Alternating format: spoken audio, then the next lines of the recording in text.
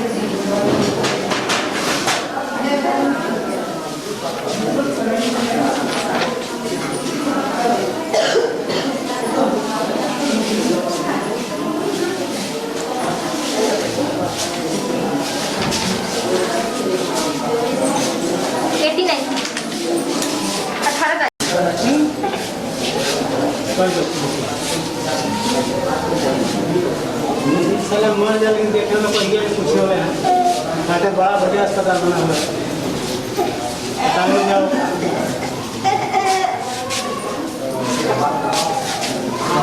जाओ चेहरा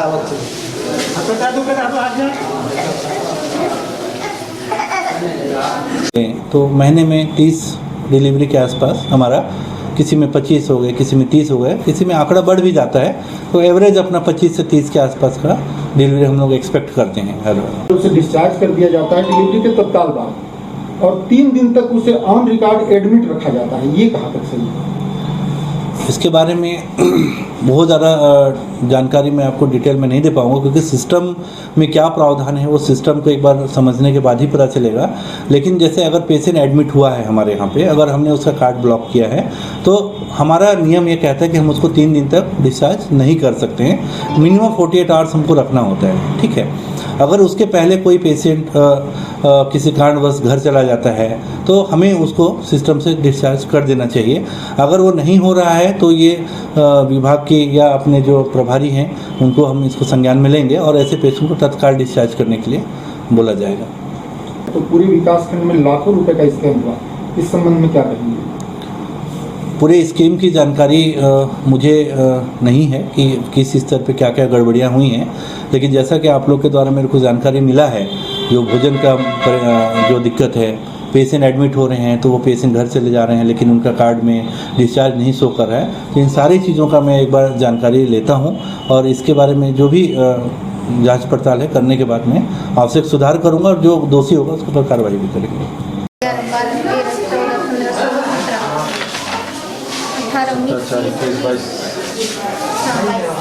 22 एडमिट।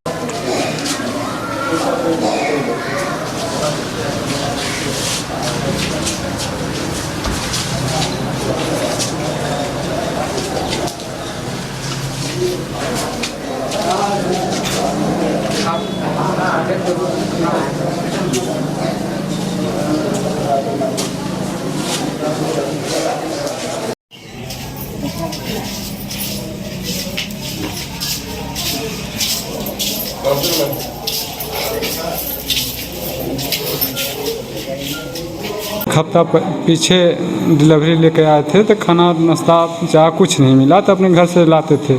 हम सोचे कि मिलवे नहीं करता है, क्या पता हमको। अस्पताल वाले ने दिए कुछ भी नहीं।